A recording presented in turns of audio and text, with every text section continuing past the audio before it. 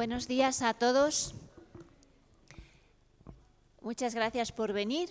En esta mañana, el tema del que vamos a hablar y que nos convoca es un tema que es el motivo de preocupación, de investigación, de interés de un grupo de profesores e investigadores, también padres y formadores, que esta mañana nos hemos reunido un grupo, una representación de ese grupo de investigación para hablaros sobre qué tema. El título de la ponencia ya sabéis que es La persona real en el mundo digital, algunas reflexiones sobre el influjo del mundo tecnológico en nuestras vidas. Creo que todos sois conscientes y vuestra sola presencia ya me lo confirma, que estáis más habituados, a veces nos estamos habituando más a mirar a las pantallas que a los rostros. En la clase, en una conferencia, incluso cuando quedamos con amigos, es la pantalla cada vez con más frecuencia el filtro de todas nuestras relaciones. Y mirarnos a la cara se está volviendo a veces una excepción. Pero esta reflexión que yo os hago, que vosotros mismos os habréis hecho en muchas ocasiones, no refleja todo lo que en esta mañana queremos abordar. Yo soy Sara Gallardo y dirijo la Cátedra de Estudios sobre la Mujer, y esta cátedra ha auspiciado este trabajo que hoy os vamos a presentar, algunas de las reflexiones que hoy os vamos a presentar. Porque la persona, cada uno de nosotros somos personas, vivimos hoy en un mundo que a veces parece que se está volatilizando, evaporando, deshumanizando o despersonalizando nuestras relaciones. ¿Juega un papel en esto las nuevas tecnologías? Seguramente que diréis, no es lo único, es verdad. Pero a mí me gustaría, antes de dar la palabra a quienes me acompañan en la mesa, agradecer muy especialmente a Mercedes Sánchez, que sabéis y la conocéis la mayoría, es la decana de la Facultad de Ciencias de la Salud, el haber liderado este trabajo de investigación en el que ella lleva mucho tiempo trabajando y os contará más adelante, para actualizar una reflexión sobre la persona, sobre la educación, sobre nuestros modos de vivir, que creo que nos interesa a todos personalmente y también a aquellos que vamos a atender a otras personas en el ámbito de la salud, en el ámbito de la educación o cuando nosotros formemos una familia. Pues no voy a adelantaros estos contenidos de los que ellas van a hablar, pero de nuevo doy las gracias a vosotros que venís a la conferencia, a los que la van a ver por streaming o la grabación, y muy especialmente a Mercedes por haber coordinado esta sesión de hoy y el trabajo que nos van a presentar. Así que, Mercedes, cuando quieras, tienes la palabra. Muchas gracias, Sara. Gracias a vosotros por estar presentes, alumnos, porque con esta sala vacía contar algo, por muy interesante que fuera, no sería igual.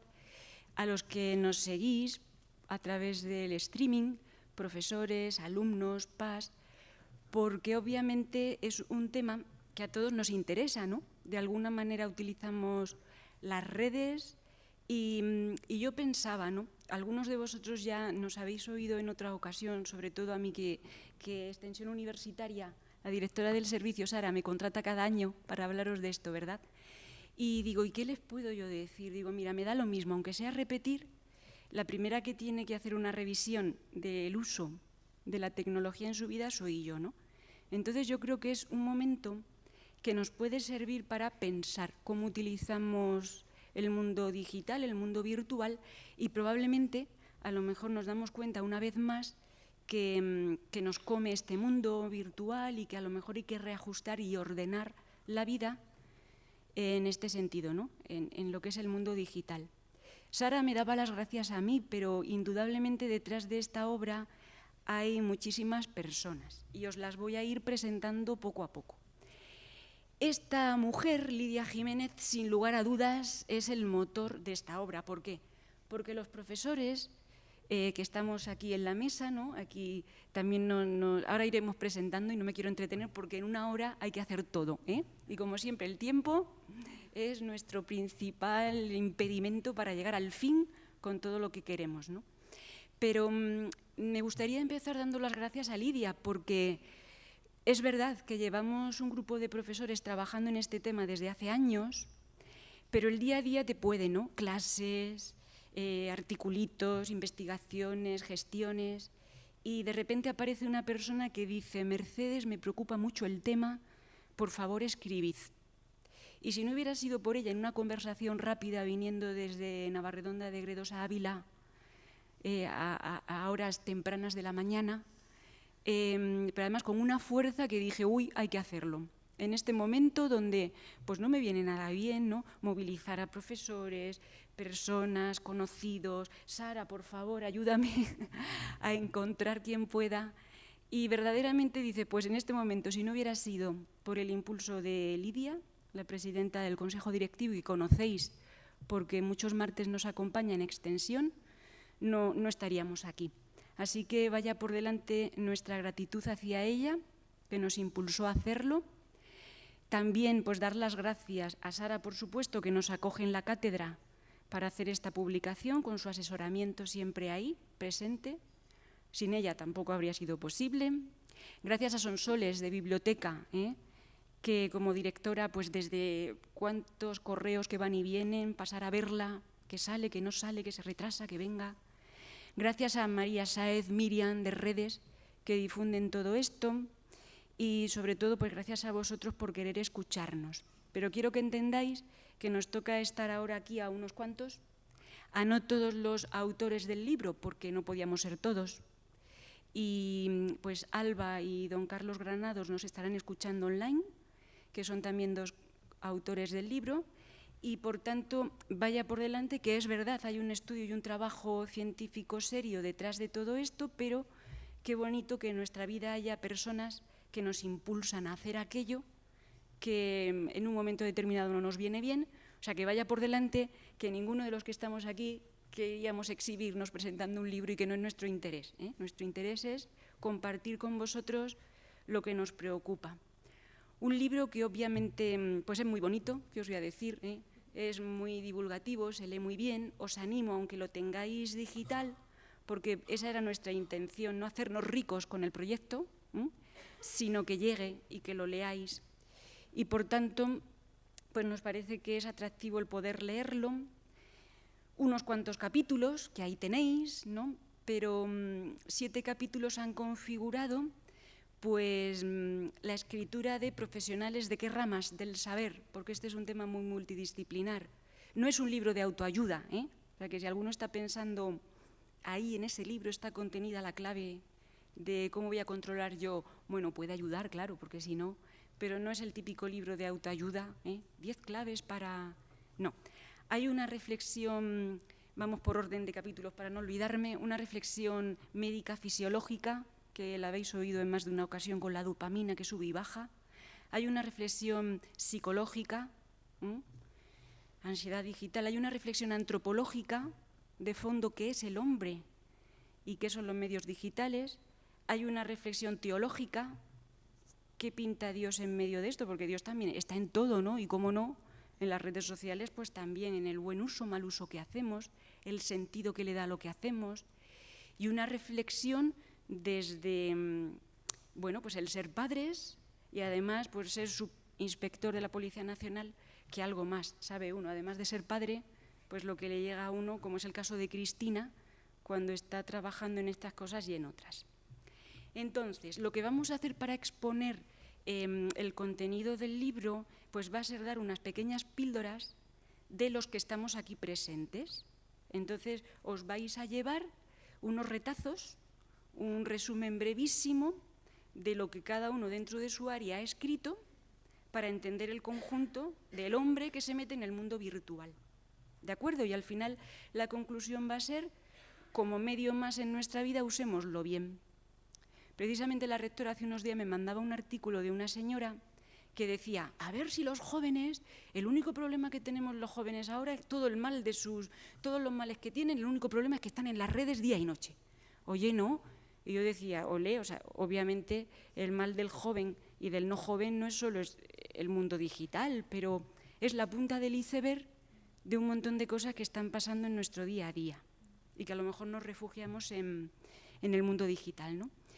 Bueno, pues se hace urgente, dice Lidia en el prólogo, el uso razonable y humanizador de los medios digitales, sabiendo que una correcta interacción con el mundo digital requiere claridad de juicio y una fuerza de voluntad libre de adicciones y del influjo excesivo de la imaginación exacerbada por el abuso del consumo digital. Esto daría para una charla, que se la podemos pedir, ¿verdad, Sara? Y que ella nos hable pues de todo esto, ¿no? Claridad de juicio, voluntad libre, imaginación exacerbada, es que son palabras, ella no da palabras así porque sí, porque se le ocurre. Entonces, fijaos el contenido de eso.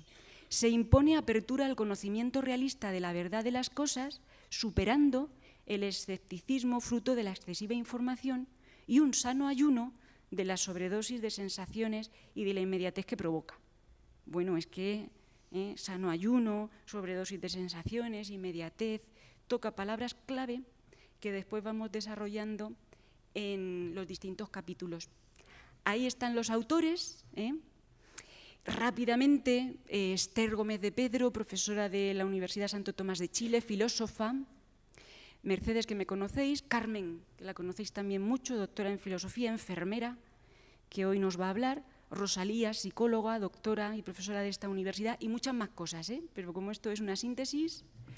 Alba Villasán, también del mundo de la psicología, que junto a Rosalía ha escrito un capítulo. Cristina, como decía, subinspectora de la Policía Nacional, madre de familia y licenciada en Ciencias Económicas y Empresariales. Y don Carlos Granados, que es doctor en Sagrada Escritura de la Universidad San Damaso y director de un colegio en Madrid, Estela Maris, que le habría gustado estar aquí, pero por sus ocupaciones pues no podía hacerlo. Entonces, pinceladas por capítulos. Lo mío muy breve, porque lo conocéis en cierto modo, ¿verdad? Título de este capítulo, La lógica de la trampa digital y la inteligencia de la libertad, título creado por la doctora Sara Gallardo, no podía ser de otra manera, porque yo sabía de lo que quería hablar, pero ella siempre pues, le pone titulares muy mágicos, ¿no? Como diríais alguno, porque dicen mucho para hablar de esta realidad, que fraccionamos nuestra atención, que en el año 2019 100 veces al día mirábamos el móvil y que ahora en el 21, bueno, estamos en el 23, pero esto va con un poco de retraso, la publicación de cifras, pues ya 142 veces la media nacional, que interrumpimos la atención para mirar el móvil. Bueno, siempre hay personas pacientes que se dedican a estudiar todo esto, pero fijaos cómo vamos. La máquina tragaperras y lo que hay detrás del diseño de la máquina tragaperras es la misma mentalidad que hay detrás del que configura redes sociales y mundo digital. Al final lo que se pretende es crear sensación continua de ansiedad. Al fin y al cabo vas a una sala de juegos y estás 2 horas, 3 y te vas a tu casa y cortas, pero es que ahora llevamos el móvil en el bolsillo, tengo mi habitación, que se puede convertir en una sala de juegos 24 horas, ¿no? Y quien dice sala de juegos, dice llegar al porno más duro que se te pueda ocurrir o llegar donde quieras, ¿no? Entonces, pues es así, Este diseño ya se conocía y entonces, ¿qué hacer? Pues yo ahí lo que vengo a explicar es entender que las redes se crean para engancharnos. Mercedes, pero ¿no te has enterado que son buenísimas? Que gracias a eso Esther Gómez está en Chile escuchándonos. Claro que sí. Y luego os voy a presentar a la abuela 4.0, que ya es lo máximo. Con su iPhone pagando, una mujer de 80 años casi. O sea, yo no tengo nada contra ello, pero hay un empeño en engancharnos. Y no hay que ser ignorante de lo que hay. Y luego ya cada uno a ver qué hace. Porque hay unidades en universidades muy prestigiosas como la de Stanford que se dedican y que tienen laboratorios de tecnología persuasiva, es decir, que ingenieros, psicólogos y multitud de profesionales de manera multidisciplinar estudian la manera de persuadirnos para que consumamos tecnología. Y de vez en cuando, ¿no?, aparece algún tweet de el señor que crea Netflix, que dice: mirad, mi mayor enemigo no es Amazon ni HBO, es que mi mayor enemigo es el sueño, porque si consigo que jóvenes, mayores, la población en general no duerma porque ve mis series, me hago de oro. Y esto encima no tiene ningún tipo de prurito, ¿no?, de vergüenza en hacerse famosos con este tipo de afirmaciones, cuando tú y yo sabemos, y no hay que dedicarse a ciencias de la salud, que el sueño, pues hombre, comer y dormir son dos necesidades básicas que si no se hacen bien, pues nos pasan factura antes o después. Y luego cuando algunos ejecutivos de Facebook y demás pues salen diciéndonos y haciendo declaraciones públicas de que la dopamina es peligrosa, de que hay un ejército de ingenieros que saben muy bien el mecanismo de acción de la dopamina y que estamos siendo programados, pues entonces dices, uy, pues es que a lo mejor esto va en serio, ¿no? Y cuando esto es verdad, que empiezan a aparecer estudios que nos dicen que esa dopamina actúa en el lóbulo, la corteza prefrontal, y que a mi corteza prefrontal le gusta la luz, el sonido y movimiento, que eso me hiperestimula y que a lo mejor por eso me cuesta tanto estudiar y aprenderme las cosas con un estudio profundo y serio, dices, uy, pues es que a lo mejor esto va a ser verdad, ¿no? Entonces yo ahí lo que pretendo es simplemente pues que caigamos en la cuenta de que ordenar el uso de las redes es necesario cada día, que nos movemos en una cuerda, pues que es porque hay que usarlo y a la vez a ver cómo lo uso. Hoy, los que hemos ido a la misa del día de hoy, leíamos una lectura preciosa, ¿no?, donde se nos recordaba: el demonio está como león rugiente buscando a quien devorar, el demonio, el ángel caído, aquel que se creía más que Dios, ¿no?, y está buscando en ti y en mí cómo devorarnos. Oye, pues una vía fácil que tiene el puesto en bandeja es atraparnos en las redes. Entonces, pues ojo, ¿no? Si quieres que te devore, estupendo, eres libre, pero si no quieres que te devoren, él, valiéndose de las redes, algo habrá que hacer, porque al final o eres un santo como este chico, Carlo Acutis, el patrón de las misiones, de Internet, y eres libre en el uso de la tecnología y la utilizas correctamente, o eres un esclavo. Entonces, como somos libres, ¿cuántas veces hemos dicho que de ti y de mí depende? Y rapidísimamente, ya acabo ya, ¿no? Yo os recuerdo en ese capitulito que hay que prevenir la sobredosis y que para eso hay que complicar el acceso a las redes, y que además revisar el móvil pues habrá que hacerlo porque nos escriben WhatsApp y hay que ver el correo, pero en un horario concreto, igual que no estamos comiendo a todas horas porque corremos riesgos de obesidad, de sobrepeso, de descontrol en el control del impulso de la alimentación que debemos tener a raya. Pues también hay que hacerlo en esto. No vale estar a todas horas revisando. Es que me aburro. Pues habrá otras fórmulas, ¿no?, para combatir el aburrimiento. ¿Por qué? Porque si se libera dopamina me engancha y cada vez seré menos libre para no revisar el móvil. Que hay que conectarse para comunicar, pero no para andar conversando, y aquello que no nos atrevemos a decir a la cara lo decimos por mensajes porque cuesta menos. Que hay que evitar la multitarea porque somos muy limitados y no damos para todo y para hacerlo todo bien como queremos hacerlo. Que hay que huir de la inmediatez, como de que hay que silenciar notificaciones y ayunar de móviles, y que no tiene que ser relativamente fácil localizarte siempre y a todas horas, que hay que aprender a esperar, ¿no? ¿Y eso es por hacernos interesantes? No, porque el tiempo madura, la espera madura muchas cosas, muchas determinaciones, decisiones, y si lo queremos todo inmediato nos equivocaremos. Que hay que buscar el reencuentro real con los demás. Vale, quedo contigo a las 3 y el móvil me sirve para eso, pero para verte, no para ir aplazando encuentros, porque al final nos podemos aislar y quedarnos en ese mundo digital que es bueno, pero ojo, que hemos de hacer deporte, porque ahí se libera una dopamina impresionante, y a lo mejor luego necesitas menos dopamina que te aporta tu móvil, y hay que dejarse guiar, porque esto es complejo y a la vez es sencillo, Y cuando compartimos los propósitos con otros nos da consistencia, o como se lo dije a fulanito al que yo quiero tanto, pues entonces me tengo que comprometer a hacerlo. Y si no puedo, seguro que me va a dar una pista para seguir en ello, ¿no? Aquí está la abuela 2.0, mi madre, que es una mujer que muy tecnológica y que en esa soledad que a veces pues acompaña al mayor, que se aproxima a los 80, pues estas tecnologías bien usadas pues te ayudan a estar un poquito menos solo y a sentirte más querido y más útil, ¿no? No me preocupan los abuelos 4.0, ¿verdad? Pero sí que me preocupa el adolescente joven o personas de edad media que veo yo en mi entorno que esto no se utiliza bien.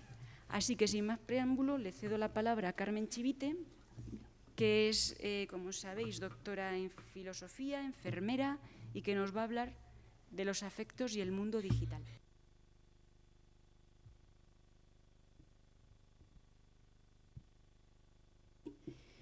Muchas gracias, Mercedes, por la presentación. Voy a tener el móvil delante, pero por ponerme el cronómetro, ¿vale? Porque hay cosas que son útiles, como el acotarse al tiempo, ¿no? Y bueno, voy a intentar exponeros muy brevemente el tercer capítulo de esta obrita que tiene por título Los afectos y el mundo virtual.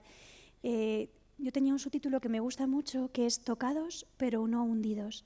Creo que todos habéis jugado a este juego de barquitos, ¿vale? En el que consiste en hundir a los barquitos del contrincante. Y es verdad que nuestra afectividad puede estar tocada por el uso de los medios digitales, pero efectivamente no está hundida. Podemos hacer mucho con ella y podemos de alguna forma aprender a usarlos bien para aprender finalmente a amar de forma pues, humana, ¿no? Entonces, simplemente os voy a exponer los tres grandes apartados de los que configura el capítulo. En primer lugar, algunos ya, bueno, casi todos, me habéis escuchado explicar qué es la afectividad, ¿vale? Pero un poquito para que situar, ¿no? Dentro del capítulo qué es el mundo afectivo y concretamente dentro de la afectividad el afecto digital, es decir, cómo el uso de los medios técnicos nos afecta y cómo respondemos ante esa realidad que nos interpela.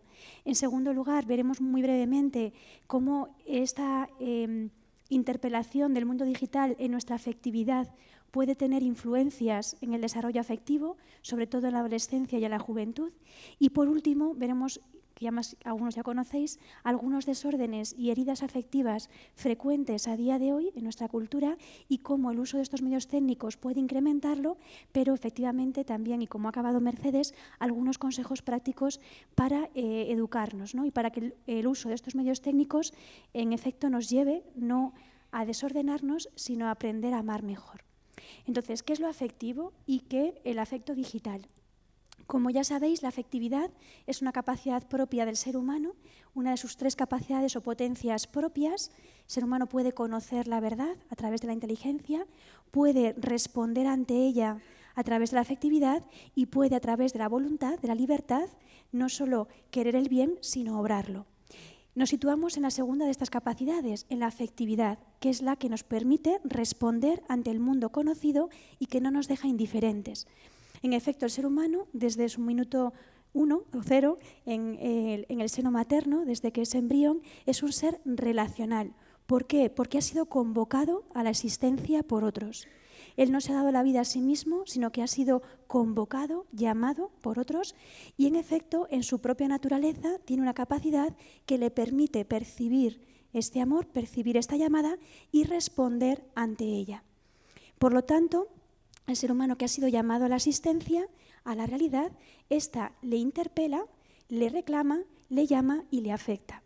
La afectividad, por tanto, va a ser esa capacidad que nos permita afectarnos, es decir, no dejarnos indiferentes ante esa realidad que nos interpela y, a su vez, nos permite responder, nos permite dar una respuesta ante la realidad conocida.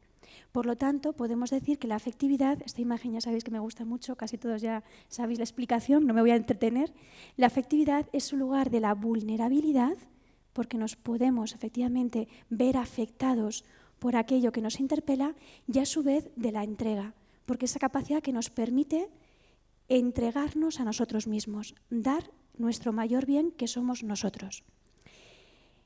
Por lo tanto, podemos decir que por la afectividad, por esta capacidad, somos afectados y reclamados a dar una respuesta personal, íntima. Evidentemente que el mundo que nos rodea, las diferentes realidades, nos reclaman, nos interpelan de formas distintas y reclaman de nosotros respuestas diversas. No es la misma respuesta la que tiene que provocar, por ejemplo, una persona que está sufriendo, ¿vale?, en un hospital, que la respuesta que tiene que provocar un sobresaliente, ¿vale?, en una asignatura. Realidades distintas reclaman por su propia naturaleza respuestas distintas en nuestra interioridad. El afecto, que es más importante en nuestra vida, la respuesta afectiva de mayor calado y que en efecto es la que nos permite responder de forma más completa hasta poder entregarnos a nosotros mismos, es el amor. Y en este sentido, como ya sabéis muchos, ¿no?, por la antropología, realmente solo nuestra vida se puede llegar a entender desde esta clave, el ser amados, el percibir, conocer este amor dado gratuitamente, que nos posibilita y nos capacita para responder y amar nosotros también gratuita y libremente. Bueno, esto, como veis, todo muy teórico, ¿vale? Es verdad que el capítulo ha quedado quizás un poco demasiado filosófico, pero bueno, yo creo que es interesante, ¿vale?, para descender a qué es el afecto digital, a cómo esa capacidad afectiva se ve reclamada por una realidad, que es la realidad digital, y que en efecto respondemos ante ella. Por lo tanto, podríamos definir que el afecto digital estaría provocado por una realidad, que es digital, virtual, y que nos afecta, no nos deja indiferentes y reclama de nosotros, por tanto, una respuesta. ¿Qué ocurre? Que esta realidad virtual, esta realidad digital, normalmente tiene personas al otro lado. Pero ¿qué ocurre?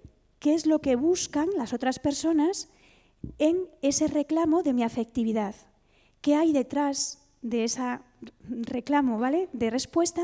Y si realmente, efectivamente, podemos buscar, ¿no?, al final un reconocimiento, una aceptación por parte de los otros, un beneficio.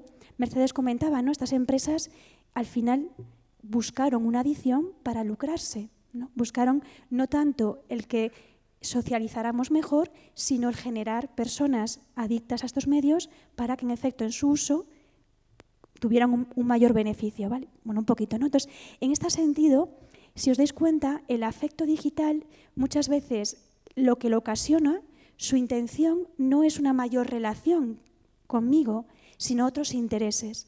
Pero ¿qué ocurre cuando yo respondo ante este reclamo? Normalmente manifiesta una necesidad que todos tenemos, como decíamos antes, de ser amados y de amar.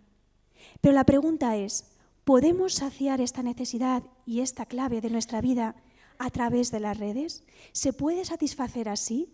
¿Realmente se establecen relaciones verdaderas de entrega gratuita y de respuesta en este mismo sentido? ¿Hasta qué punto son reales estas relaciones, ¿no?, y esta respuesta, estos reclamos y respuestas afectivas?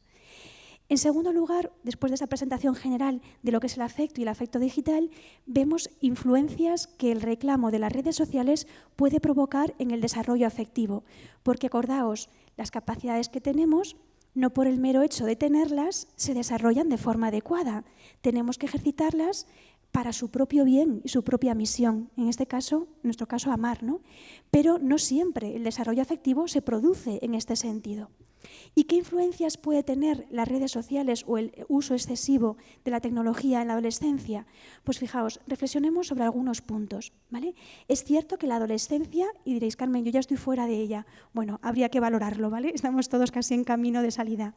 Pues la adolescencia es un periodo en el que la personalidad de uno mismo se desarrolla, la identidad personal, pero en gran medida en dependencia del reconocimiento externo. ¿Y por qué entonces en la adolescencia y la juventud las redes sociales pueden influir en el desarrollo afectivo e incluso de forma peligrosa?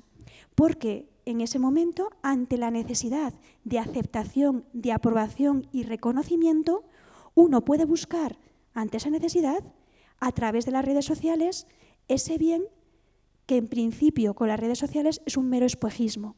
Buscamos like, buscamos ser reconocidos, tener muchas visitas, pero realmente ¿eso está afianzando un verdadero aprobación y reconocimiento de mi persona o de una imagen falsa que he generado de mí? Además, en la adolescencia, en la juventud, es imprescindible el contacto social. Somos seres sociales y necesitamos la amistad, necesitamos sabernos reconocidos, aprobados, queridos por otros. Pero esto se está sustituyendo por los amigos en red. Y la pregunta es, ¿realmente son amigos? ¿Realmente hay un encuentro verdadero que valora lo que yo soy más allá de lo que yo tengo o de lo que digo ser? Huimos muchas veces del face to face, del cara a cara, y esto nos plantea, ¿realmente estamos propiciando un verdadero desarrollo de la verdadera amistad? Además, es imprescindible en este momento de la evolución el afianzar la autoestima. Pero la pregunta es, ¿se consolida la verdadera autoestima con los modelos existentes que tenemos en las redes sociales? ¿Me aprendo a querer bien teniendo más peso del que se dice que debo tener? ¿Vale? Por ejemplo. Con lo cual nos encontramos que en las redes sociales tenemos una vida más para mostrar que para disfrutar. Bebimos del postureo, del narcisismo, del que me reconozcan, y la pregunta es, ¿soy feliz o solo lo aparento? Vivimos en el escaparate, incluso a veces en la mentira. Perfiles, publicaciones, se corresponden con lo que yo soy y con lo que de hecho estoy llamado a ser. Bueno, como voy ya fuera del tiempo, simplemente en el último apartado del capítulo hablamos de algunos desórdenes de nuestra afectividad que son muy frecuentes y todos conocéis: la sensualidad, pansexualismo, el sentimentalismo, narcisismo y la inseguridad y desconfianza, que el excesivo uso de las redes sociales incrementa las tres de forma clara y directa. Y hay medios que nos pueden ayudar, el ayunar del consumo digital, el reflexionar, escuchar, leer, observar, el voluntariado, el salir de mí mismo y ayudar a otros, las relaciones interpersonales, face to face, de confianza, la amistad, modelos reales que sean confiables para mí. Bueno, pues un capítulo ciertamente interesante, o al menos yo lo creo, como el resto de la obra, que Mercedes va a dar paso a la siguiente autora. A continuación, Rosalía Jodar va a hablarnos, ella ha escrito un capítulo y medio de otro. Entonces va a hablarnos de más aspectos psicológicos, la ansiedad digital y aspectos educativos. Ese otro capitulito lo escribió con Alba Villasan. Así que tienes la palabra.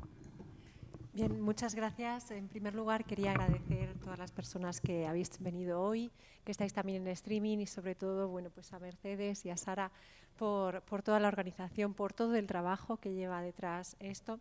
Y bueno, sin más dilación, para no extenderme mucho, comentaros que he participado en dos capítulos. El primero que os voy a presentar es el fenómeno de la ansiedad, esas reflexiones que hacemos desde la psicología.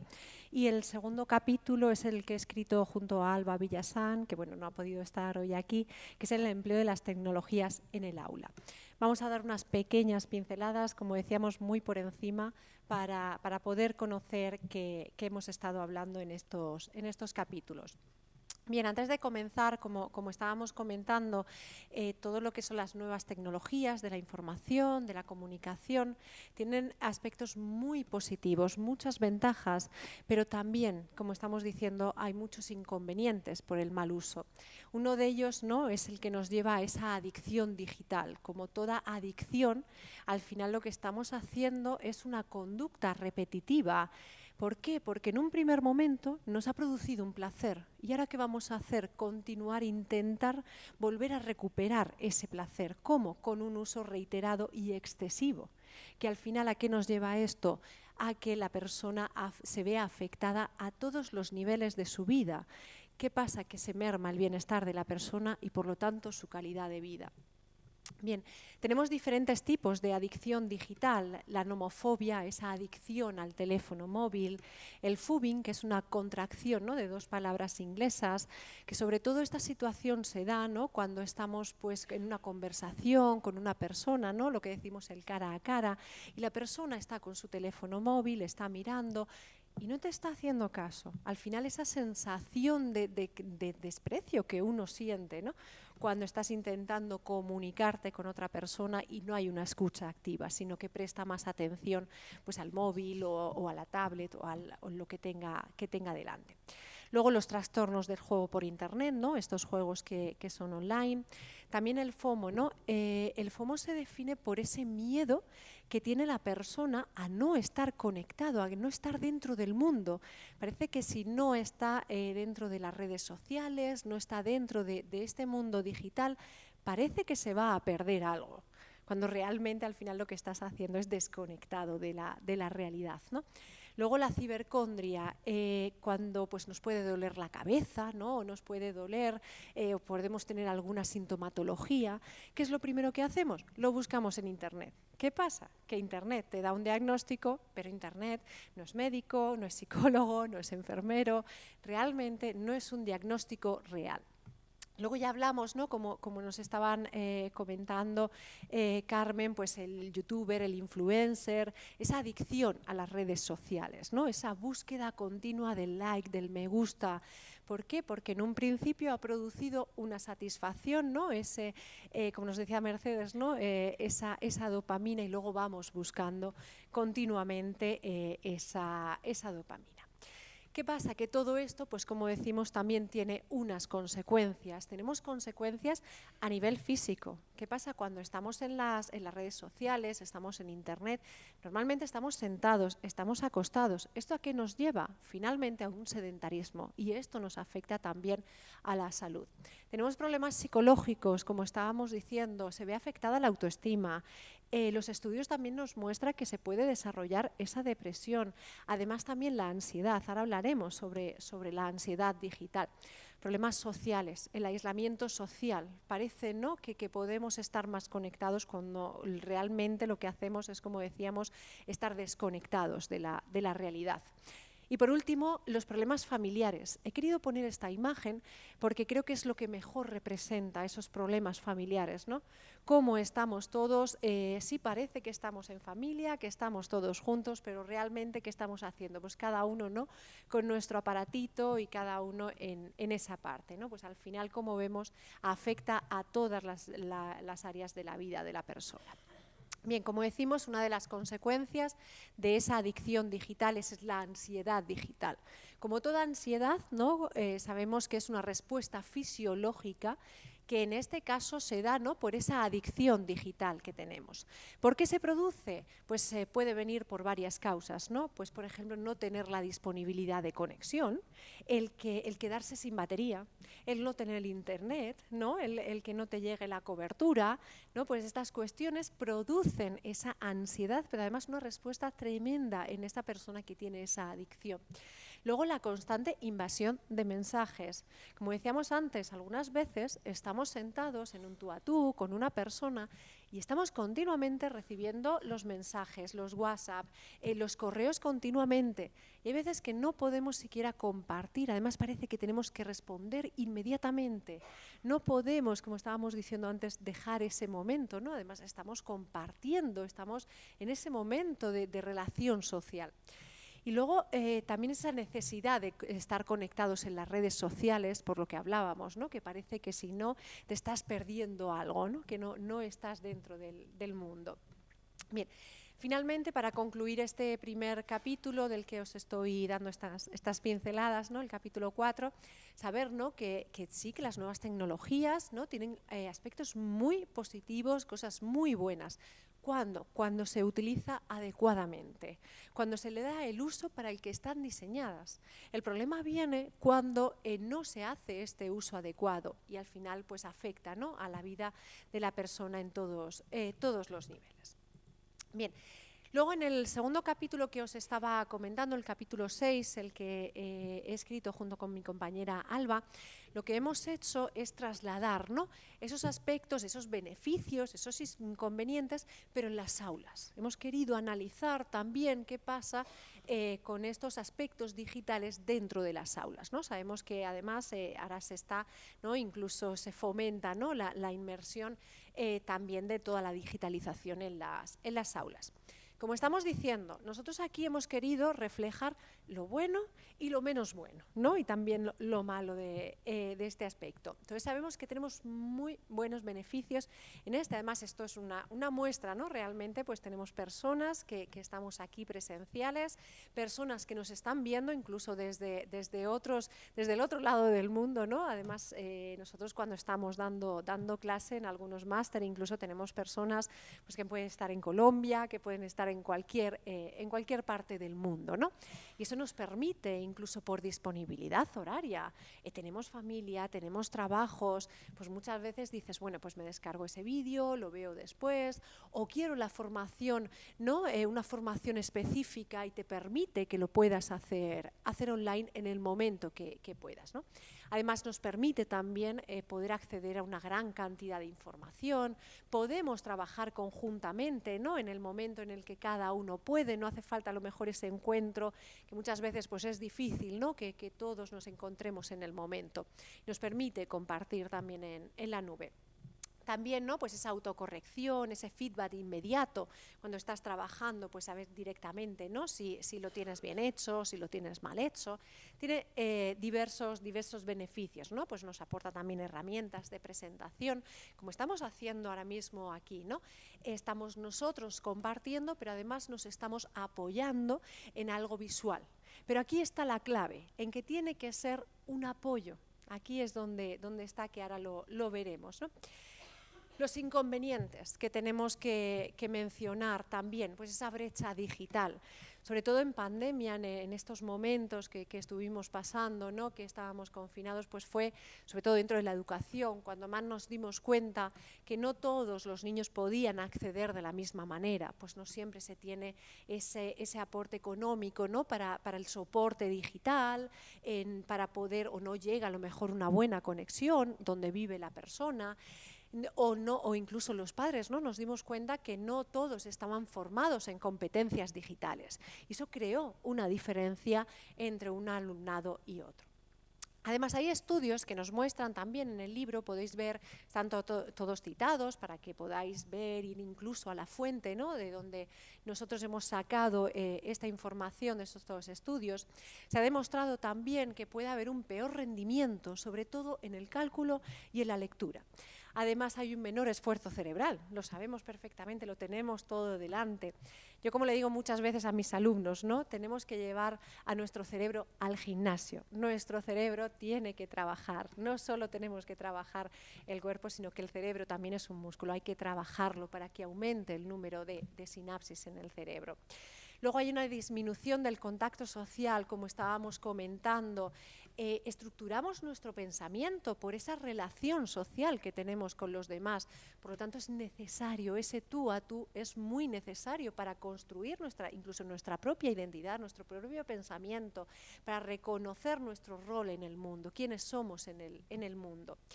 Bueno, pues también ese menor pensamiento crítico y reflexivo, esa reducción de la memoria a corto plazo y, como decíamos, pues problemas físicos y psicológicos. Hemos querido también ahondar un poquito más y ver cuáles serían las repercusiones en función de cada nivel educativo académico. En las aulas de infantil, pues los estudios nos muestran que realmente no está justificado que pongamos pantallas digitales. Incluso se ha demostrado que los niños tan pequeñitos aprenden muchísimo mejor por modelado. Cuando tienen al profesor, al seño delante, aprenden muchísimo mejor. Por lo tanto, también puede llevarle a que tengan dificultades en el aprendizaje. ¿Qué sucede en las aulas de primaria? Pues que al final también puede haber dificultades en la lectoescritura, en la atención, en la memoria, en el pensamiento crítico. ¿Qué es todo esto? Las funciones ejecutivas están en un momento crítico de ese desarrollo de las funciones ejecutivas. Por lo tanto, es necesario que las desarrollen con ese tú a tú, con ese estar con los compañeros. ¿Qué nos pasa en las aulas de secundaria? Pues los estudios nos muestran que se produce ese aislamiento social, ese déficit del pensamiento crítico, también adicciones, aislamiento social, el control de impulsos, el retraso de las gratificaciones. Aquí además quiero hacer un hincapié muy importante, que también lo estaban comentando mis compañeras. Tenemos que aprender a esperar. Cuando aprendemos a esperar, lo que estamos haciendo es gestionar nuestras emociones. Cuando gestionamos las emociones, lo que estamos haciendo finalmente es ser capaces de dar una respuesta adecuada, un control de impulsos, lo que nos está llevando a desarrollar una autonomía adecuada para el mundo futuro. Bien.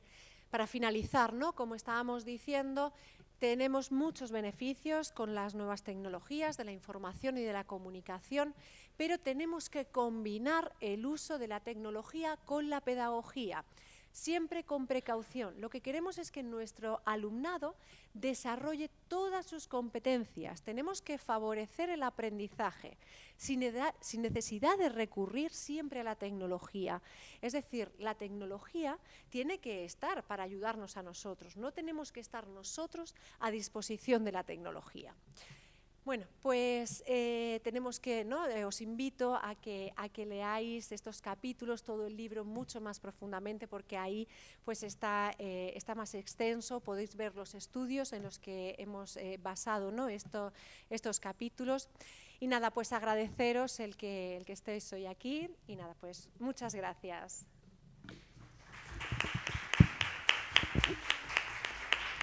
Gracias, Rosalía. Y tiene la palabra María Cristina Fernández de la Cruz, que, como decíamos, es subinspectora de la Policía Nacional y licenciada en Ciencias Económicas y Empresariales. En el capítulo 7 que ella escribe nos habla de las medidas de control parental, una aventura digital con nuestros hijos. Muchas gracias, Mercedes. Muchas gracias a todos. Cuando elegí el título del artículo, pues pensé principalmente en la gran aventura que actualmente estoy viviendo, porque soy madre de una niña de 15 años, otro de 13 y otro de 9. Entonces, nuestro día a día pues, es pues, una aventura. Si a eso le añadimos el mundo digital, pues es una aventura digital. Como padres, esto nos está suponiendo un gran esfuerzo, porque no venimos de una época en la que constantemente hubiéramos estado utilizando Internet, las redes y demás. Hemos hablado de los beneficios de las redes y de Internet, lo que nos ayuda, pues, por ejemplo, a organizarnos en el trabajo, en el colegio, en la universidad, en nuestro ocio, simplemente buscando, por ejemplo, una receta de cocina, el disfraz de última hora de los niños. Estos beneficios son infinitos. Ha cambiado todo nuestro entorno, dijéramos. Pero nuestros hijos están inmersos en este mundo digital de una manera a veces inquietante. Entonces, nosotros como padres debemos acompañarlos y guiarles. Muchos utilizamos las redes como una forma para interactuar con otras personas. Nuestros hijos lo hacen de la misma manera, pero tenemos que supervisar sus cuentas, conocer con quién hablan, cuáles son sus seguidores, a quienes siguen y la forma también de expresarse. Es muy importante hablar con ellos e intentar en familia encontrar momentos fuera de la pantalla y del mundo digital. En nuestro caso utilizamos la hora de la cena. Cuando nosotros nos sentamos a cenar, apagamos la televisión, si es que está encendida, los móviles se quedan fuera de la mesa o en las habitaciones y es nuestro rato en familia. Al principio, pues, cuando eran más pequeños no salía ningún tipo de conversación, pero ahora vemos cómo los niños nos preguntan sobre temas de actualidad, cosas que les han pasado en el colegio. Ellos utilizan el Chromebook en el colegio, si se los han quitado los profesores, si ha habido algún problema con algún niño, incluso pues, nos preguntan sobre nuestro día a día. Entonces es una forma de pues, compartir nuestra experiencia vital como padres. En el artículo he enumerado una serie de recomendaciones básicas que nosotros hemos utilizado a la hora de darles el móvil o una pantalla, un dispositivo digital a nuestros hijos. Lo tiene, en nuestro caso lo tiene la mayor, el mediano lo tiene muy limitado y el pequeño no lo tiene. Entonces, lo que nosotros pensamos es que las redes internet tienen un contenido muy amplio, entonces nosotros tenemos que ser muy cuidadosos con aquello que ven y leen. Explicarles, o les hemos explicado, que no todo el mundo es bueno. Si en la vida real esto pasa con mucha frecuencia, no tienes que tener cierta desconfianza, en el mundo digital es todavía más frecuente. Es muy importante que tienen que entender que tienen que ser muy cuidadosos con aquello que publican y ser muy reservados con su privacidad. No deben mostrar fotos, por ejemplo, cuando estamos de vacaciones. Si estamos en la playa, pues si un niño de 13 años o una niña de 15 muestra una foto en la playa, pues probablemente esté con toda la familia. Entonces, la casa está sola y en internet circulan muchos datos, entonces hay que tener mucho cuidado. Por ejemplo, una foto en el colegio, en los baños de colegio, pues se ve el escudo del uniforme, se ve la puerta del colegio, dónde está. Entonces, tienen que ser cuidadosos con su privacidad. También tenemos que seleccionar como padres aplicaciones para limitar las aplicaciones que usan y también limitar su uso. Tenemos aplicaciones gratuitas y otras que son de pago. En nuestro caso, ¿qué hemos utilizado? Pues hemos utilizado Custodio y también utilizamos el Google Family Link. Es necesario revisar de vez en cuando todas estas cosas en los teléfonos de los niños. ¿Por qué?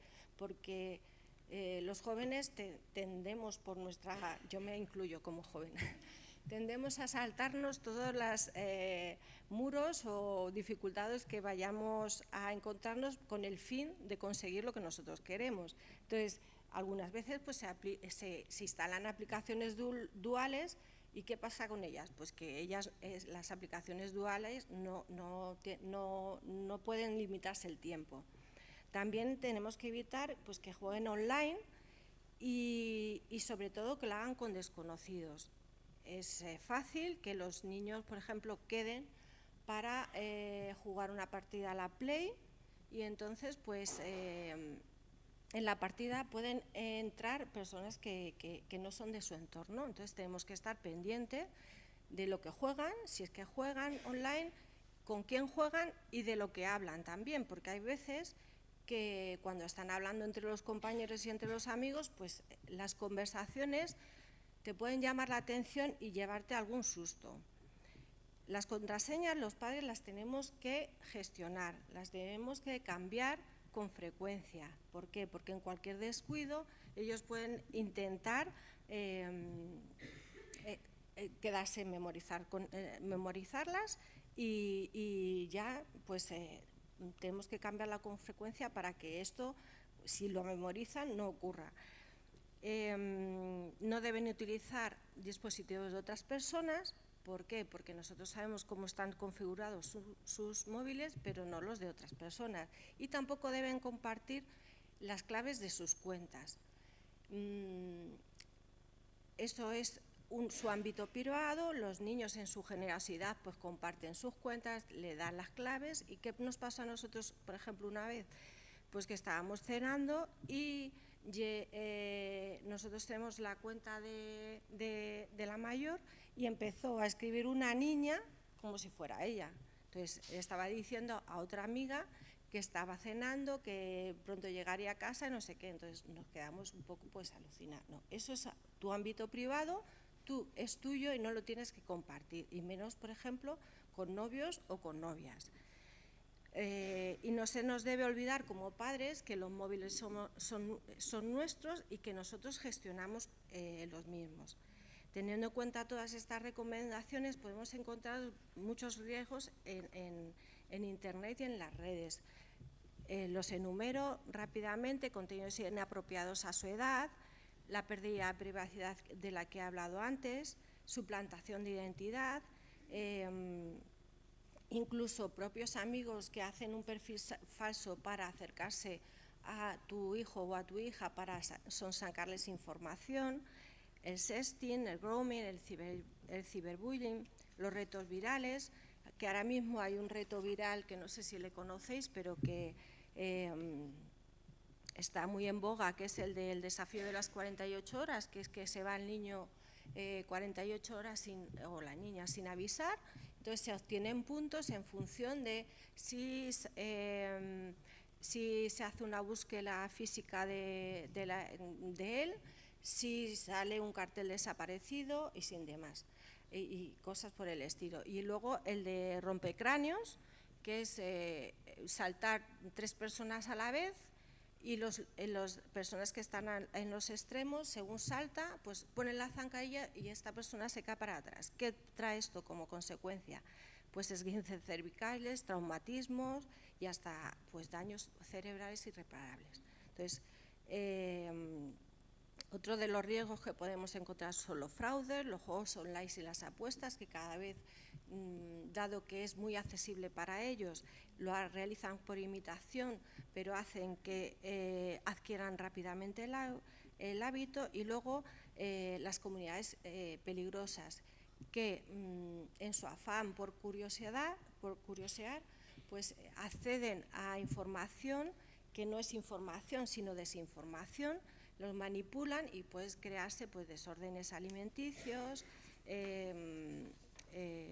problemas con su identidad y demás. Ante esto puede darse el caso, esto he enumerado una serie de problemas, pero no todos los que podemos encontrar en Internet. Por eso creo que es muy importante como padres enseñarles la vida fuera de las redes. ¿Para qué?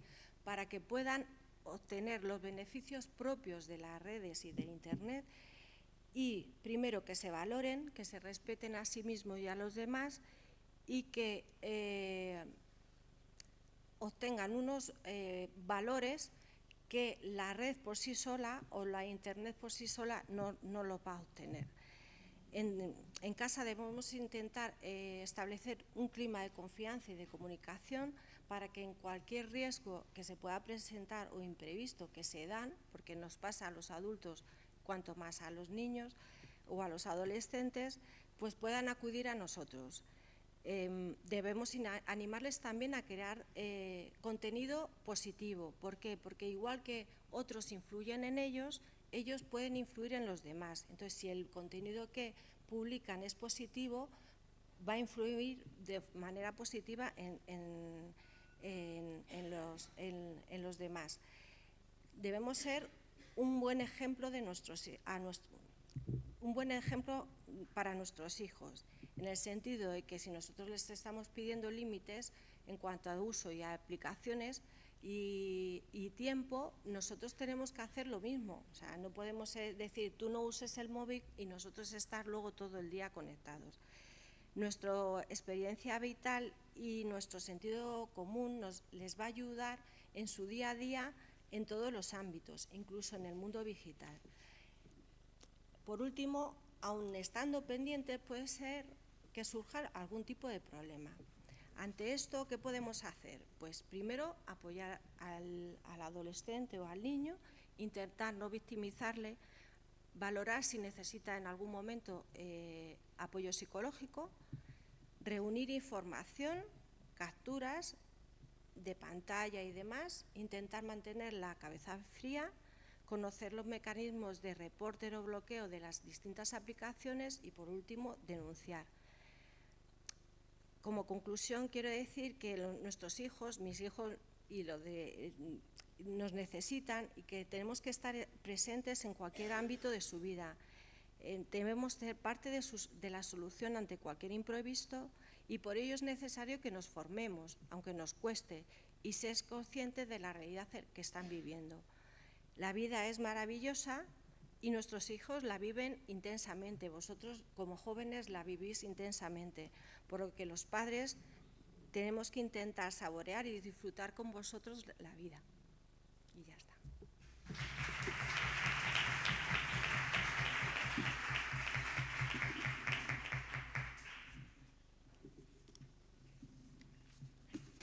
Bueno, como nos queda un minuto, después de esta interesantísima presentación de algunas, como ellas han dicho, algunas píldoras de este trabajo tan interesante, que yo creo que no debe ser el último sobre este tema y que hay muchos aspectos en los que es necesario seguir profundizando, pues tenemos un minuto para una pregunta. ¿Bien? Y mientras se pide la palabra para usar el micrófono y decir la pregunta para todos, yo según os estaba escuchando, comparto una breve reflexión para daros tiempo para pensar. Me estaba acordando de una frase que me llamó muchísimo la atención cuando la leí, de un sociólogo que dice que las personas infelices son más consumistas. Y si nosotros analizamos esto, es interesante. Cuando vemos más televisión, estamos más enganchados al móvil, nos da por hacer cosas que son más adictivas. Cuando estamos en baja, ¿no? Cuando sentimos ese vacío, ese sinsentido, esa tristeza. Pues fijaros, nuestro mundo puede sacar partido de esa infelicidad, pero sabemos muy bien que eso que consumimos no nos hace más felices, ¿no? Y hay una frase que a mí me gustaría recordaros y que seguramente la hayáis escuchado a la profesora Carmen Chivite si la habéis tenido en clase, y es que el esfuerzo engendra alegría. El camino del consumismo es un atajo, una tentación, un espejismo del camino fácil hacia el bienestar y la felicidad, pero el esfuerzo, todo lo que vale la pena, las relaciones que valen la pena, las cosas que valen la pena, requieren esfuerzo, y eso sí que llena, eso sí que llena. Bueno, pues es una de las reflexiones que quizá ante esto que hemos oído esta mañana podemos hacernos. Las cosas que realmente nos llenan requieren un esfuerzo. La conversación cara a cara requiere un esfuerzo. Decir y hacer ciertas cosas requiere un esfuerzo. Afrontar lo que hoy, en el ahora, tengo que hacer, requiere un esfuerzo. No sé si hay alguna pregunta que queráis hacer.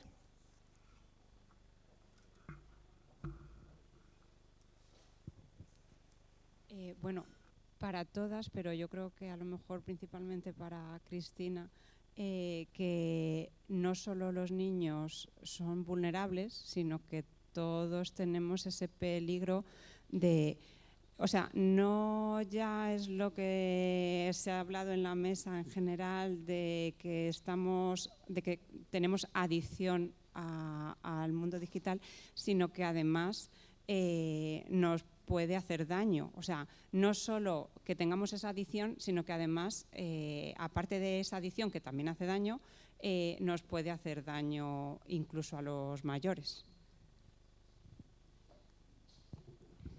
Bueno, yo me he centrado como madre en la educación de mis hijos. Evidentemente nos afecta a todos. Todos tenemos que tener límites a la hora de su uso, de las aplicaciones, y tener un poco de sentido común pues a la hora de utilizar Internet y los recursos que nos dan, eso está claro. Pero bueno, los niños al fin y al cabo se están desarrollando, están formando su madurez, su identidad, y entonces pues los padres, yo creo que en general estamos muy preocupados por ellos, porque vemos que tienen demasiada desinformación y demasiados estímulos, y se están perdiendo muchas veces cosas muy importantes de la vida que les va a servir en un futuro. Si no lo tienen ahora, ¿cómo van a desarrollar todas sus capacidades en un futuro? Muy bien, pues muchas gracias. Vamos a concluir.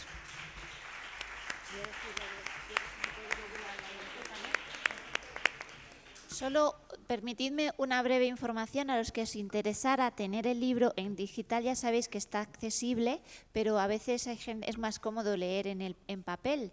Yo os lo recomiendo. Se hacía el siglo pasado, pero se puede seguir haciendo en el siglo XXI. está accesible, se puede adquirir y comprar en la biblioteca, si a alguien le interesa, por 8 euros. Buenas tardes y que os aproveche la comida.